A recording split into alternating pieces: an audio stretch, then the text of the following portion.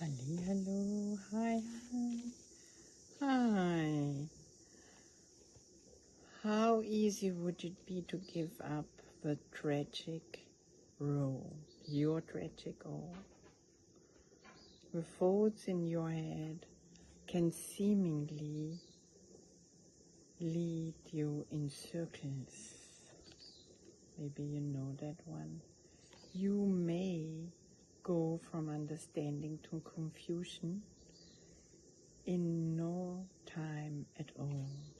When this seems to be happening in your mind, you are witnessing your own resistance, struggling to survive.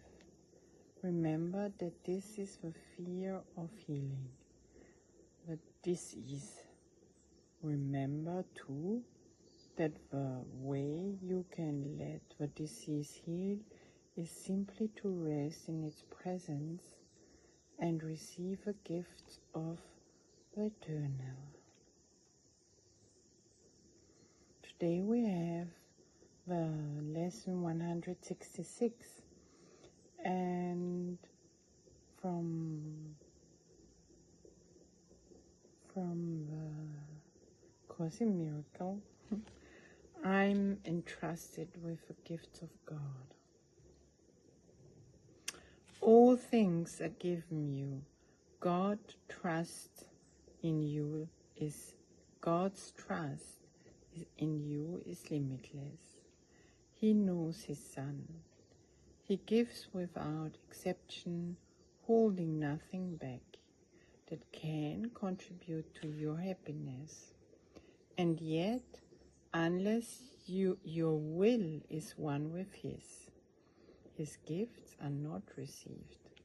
But what would make you think there is another will than his?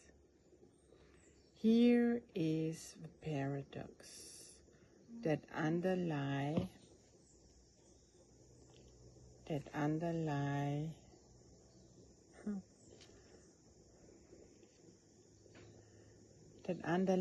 the making of a world. This world is not the will of God, and so it is not real.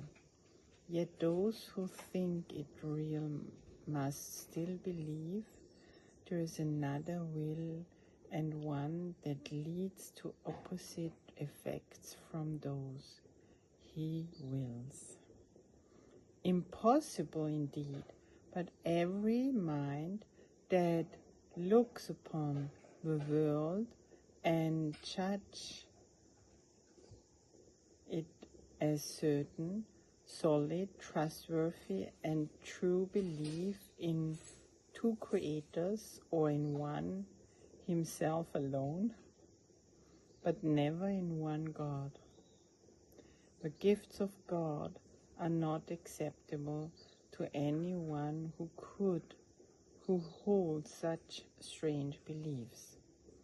He must believe that to accept God's gifts, however evident they may become, however urgently he may be called to claim them as his own, is to be pressed to treachery against himself. He must deny their presence, contradict the truth, and suffer to preserve the world he made. Here is the only home he thinks he knows. Here is the only safety he believes that he can find. Without the world he made is he an outcast, homeless and afraid. He does not realize that it is here he is afraid indeed, and homeless too, an outcast, wandering so far from home, so long away, he does not realize he has forgotten where he came from, where he goes, and even who he really is. Yet, in his lonely, senseless wanderings, God's gifts go with him, all unknown to him. He cannot lose them, but he will not look at what is given him. He wanders on, aware of the futility he sees about him everywhere, perceiving how this little lot but dwindles as he goes ahead to nowhere.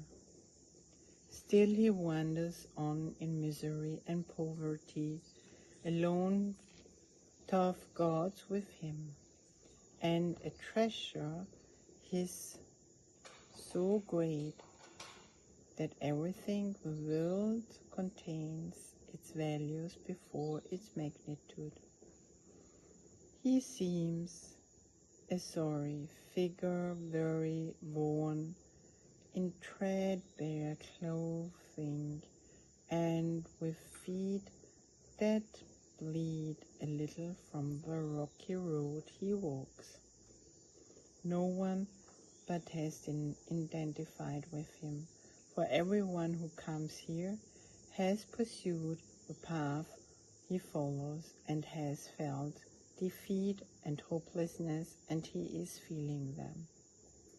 Yet is he really tragic when you see that he is following the way he chose and need but realize who walks with him and open up his treasures to be free.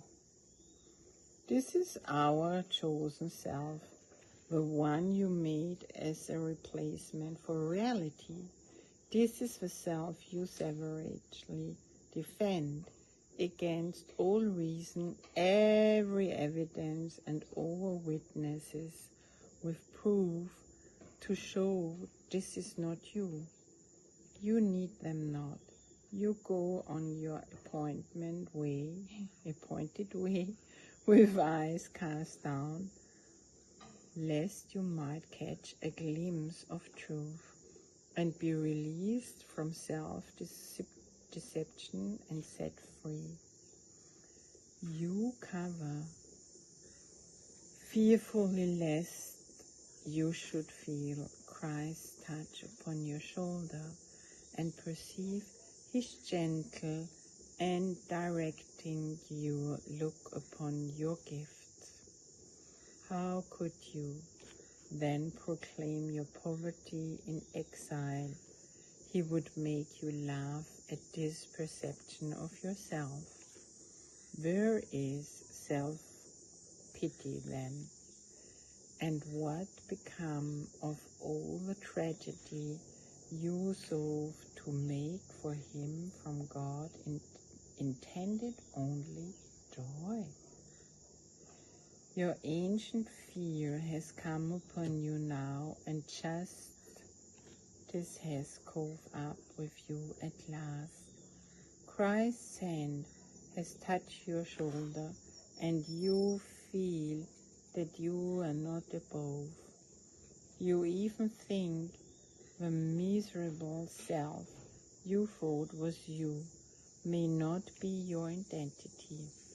Perhaps God's word is truer than your own. Perhaps his gifts to you are real. Perhaps he has not wholly been outwitted by your plan to keep his son in deep oblivion and go the way you chose without yourself. God's will does not oppose. It merely is. It is not God you have imprisoned in your plan to lose yourself. He does not know about a plan so alien to his will. There was a need he did not understand, to which he gave an answer. That is all. And you who have this answer given you have need no more of anything for this. but this. Now do we live, for now we cannot die. The wish for death is answered, and the sight that looked upon it now has been replaced by vision which, oh my God,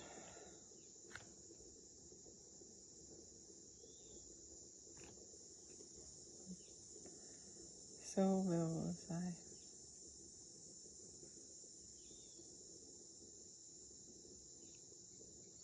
Here we are.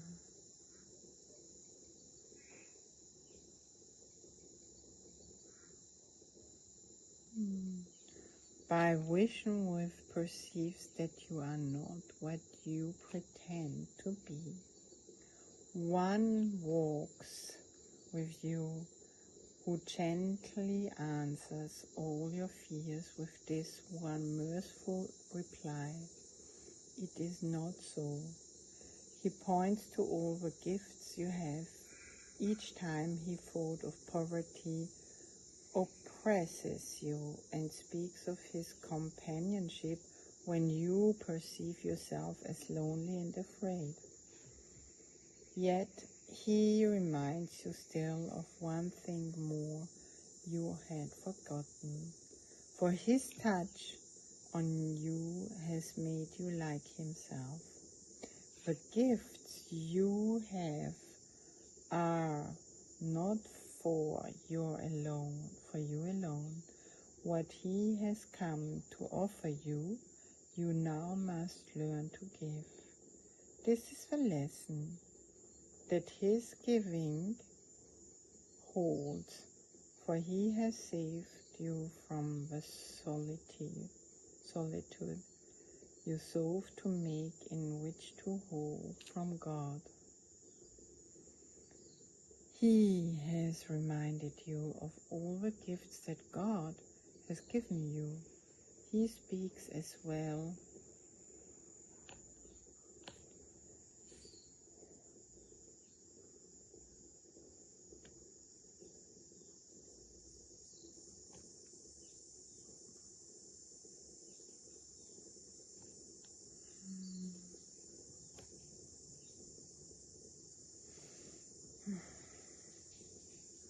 He has reminded you of all the gifts that God has given you. He speaks as well of what becomes your will when you accept these gifts and recognize they are your own.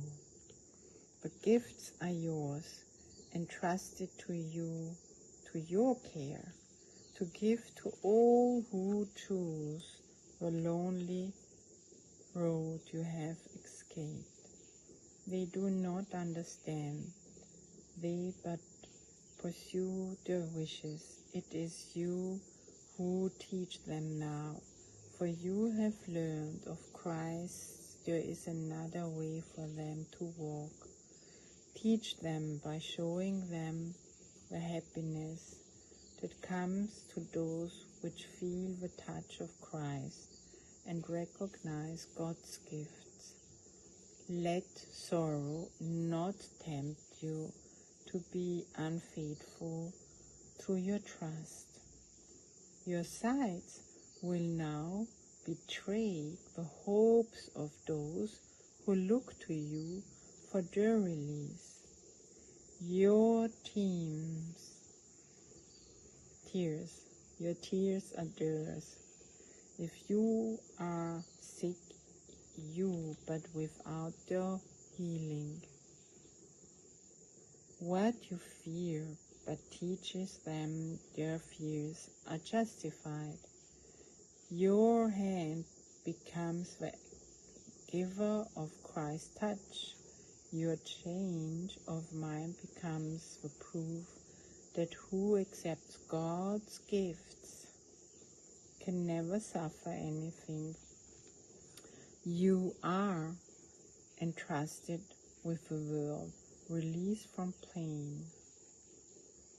Betray it not. Become the living proof of what Christ's touch can offer everyone.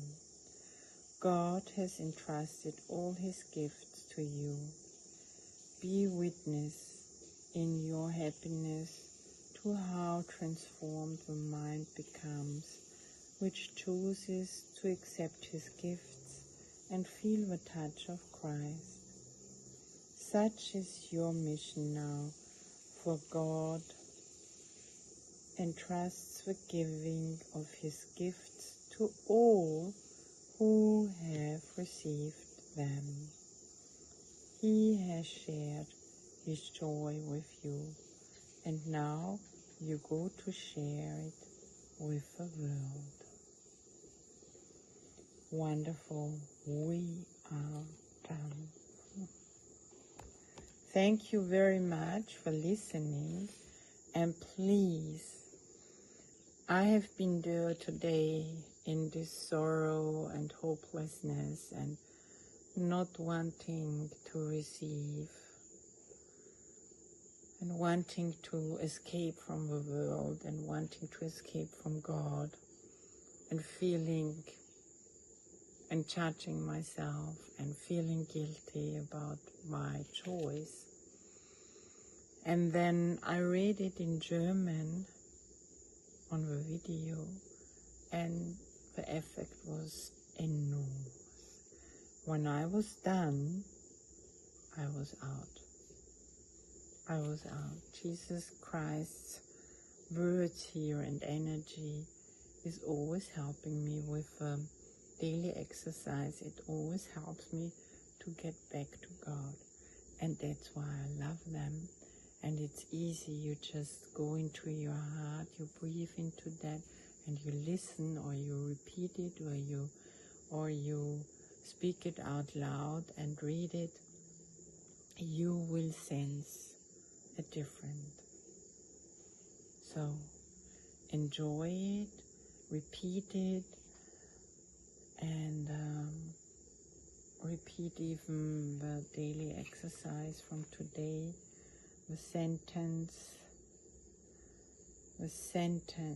the holy sentence, which helps also just repeating this.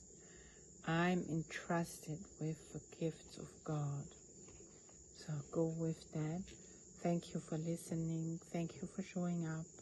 Thank you for commenting, for sharing, for subscribing, and of course for following. Even on Instagram. Bye for now. Ciao. I hug you.